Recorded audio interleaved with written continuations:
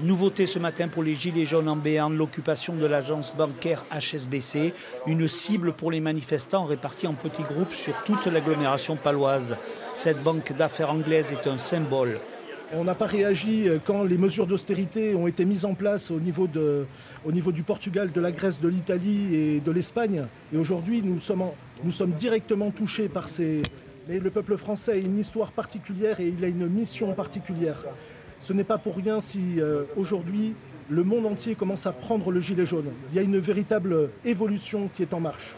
Quelques minutes plus tard, les forces de l'ordre ont négocié le départ des Gilets jaunes, des manifestants bien décidés à aller occuper une nouvelle banque.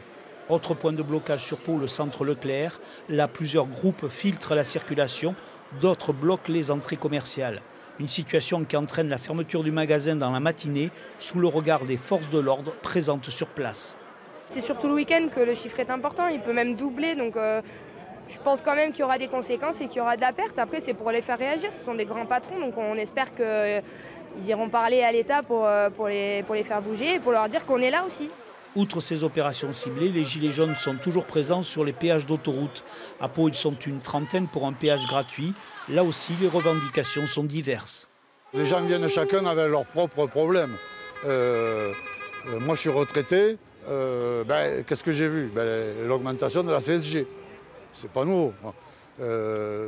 Il y a des gens qui gagnent moins que le SMIC parce qu'ils ne travaillent pas à plein temps, parce que voilà, qui n'arrivent pas à boucler. Et quand on gagne le SMIC, on n'y arrive pas non plus. On dénombrait une vingtaine d'opérations Gilets jaunes en Béarn ce matin. Un rassemblement est prévu dans l'après-midi devant la préfecture.